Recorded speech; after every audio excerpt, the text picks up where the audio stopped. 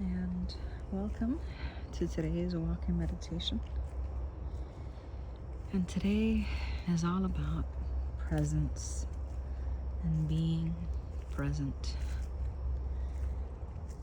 So I have been practicing meditation for about 10 years now, and I've practiced many different types of meditation practices: japa, mantras, visualization, breath awareness, and much more. Many practices. And of course, they've all served their purpose. But there has been a realization after all these years that I want to share with you.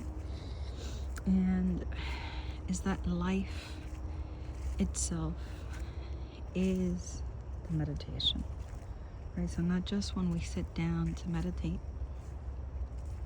but when we're having a conversation, even when we're having a conflict, when we're uncomfortable, when we are going through loss, grief, difficulty, just practicing the art of being present, fully present in everything we do, as the art of meditating itself being the art of being, the art of living, right? So with that being said, I started to have, I guess, experiential taste of this through meditation. And then I had kind of glimpses of this blissful presence, kind of like this expansive awareness instances during like everyday life. It was actually during very simple things, like maybe touching my pet, and I was just like fully present with the texture, my hand on the skin, and just fully absorbed in the present moment. And then it happened to me when I was having certain conversations, and I was present. I wasn't worried about what I was gonna reply and say next. I wasn't worried about having a comeback or being right or proving my point, or I simply was present and nothing else. And it has not always been easy for me to experience life fully as it is, as a meditation in itself, as the practice of being, right? Of being awareness and being aware of the experiences we are having. It just literally in meditation, you've heard, just observe your thoughts, don't identify with it, and seeing them as passing, right? So it's not really numbing, detachment, or bypassing, or apathy in life, okay? Because of course, when you practice any practice, there's also, I don't want to say the downside, but there's also like the part where if it's not fully integrated, it can turn into something else, right? And there, in itself, there's a difference between grandeur and grandiosity. I invite you to look that up. I'm gonna just leave it here and not explain it. But once you actually experience within yourself a connection directly to the divine, it's very interesting how you move through life differently, right? How you look at everything that happens for you, not to you, in a different way. So my invitation for today's reflection is to look at life as a continuous meditation, right? So if we look at life as a continuous meditation, we look at the things that happen, they come, they go, they change, they're impermanent, and we stay as in our center. We stay centered. We stay in the I am presence. We stay as that awareness, as that witness. And just, yeah, there's a form of non-detachment to it, but and a form, almost a form of samadhi, right, where you're completely absorbed. But once you really are absorbed in this eternal experience of who and what we are, beyond the body, there's a shift in the gaze. There's a softer, more subtle reality that emerges, that has always been there, but all of a sudden we're just able to feel it more, to know it more, to experience it more, a little bit different. And it's something to be discovered and experienced by each person. So it's like, I don't know, I guess like riding a bike, right? I can describe it to you, you can imagine it. I could describe a food, you can imagine how it tastes, but you must experience that for yourself, right?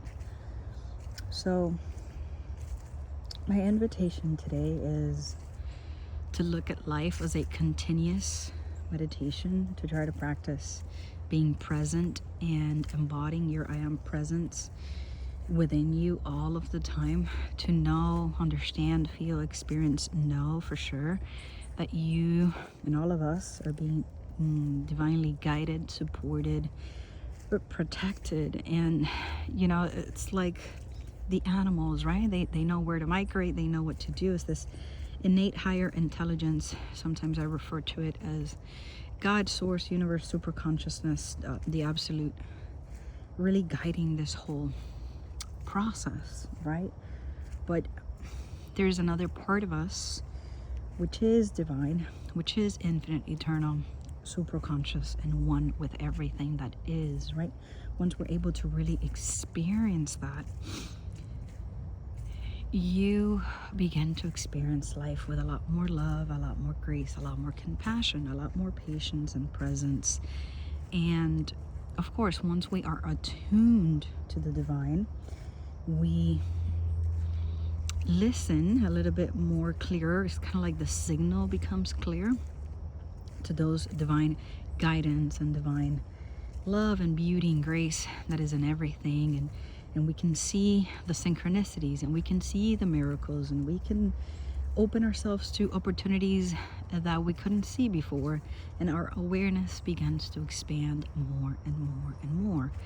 And we can see ourselves in the other person, we can see ourselves in nature, we can see, and we begin to shift, right? Maybe even our purpose, our goals, our desires shift and change. Maybe our grip and our micromanagement in life kind of softens a little bit, right? So it's definitely just an invitation to look at life as a continuous meditation, to kind of, I don't want to say differentiate, but really bring awareness to the difference between our ego and our super-consciousness. So you would really begin to notice the qualities of each are very different, right? And you can look that up. I'm going to leave that for homework. It's always good to kind of leave that little gap of curiosity for you guys to explore and expand and really see what else could be there for us, right? Once we start to explore the different aspects of ourselves, of our psyche. So, sorry, that's my invitation. That's the walking meditation and reflection for today. I hope you have enjoyed this short walk, and if you don't know where to start, you can begin anywhere that makes you happy, that brings you joy, whether that's a walk in nature, on the beach, whether that's painting, singing, being in silent dancing, whatever, time for yourself, whatever that looks like. Find whatever that is that allows you to feel closer to God, source, universe. and focus on that, concentrate on that. And everything else, the abundance, the love, everything else will come as a byproduct of your direct relationship to the divine, right? So just focus on that, on getting clear communication, clear directives, on being a clear channel for God to express itself through you. And things will be clearer. You will be taken to the other side of whatever that confusion, that darkness, that challenge is. You'll be seen to your safety, to a safety harbor on the other side of whatever you're going through. It is temporary. It is serving a purpose that maybe we cannot see it just yet. We, in this funneled, localized awareness, don't have the ability sometimes to see the whole picture, to see the benefit of it. And a lot of the times we see that in retrospect. You could see 5 years ago why things happened and how they benefit your journey, and how it always needed to be that way for you to become the person you are today. You know, that old version of you, that old self had to die for a new version to be born anew. So I'm going to end it here. Breathe, breathe. Come back to center, come back to awareness, come back to yourself, come back to your I am presence within. Always, always, all the answers you seek are within yourself already. You are that which you seek.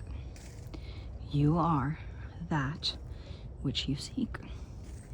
You are that which you seek.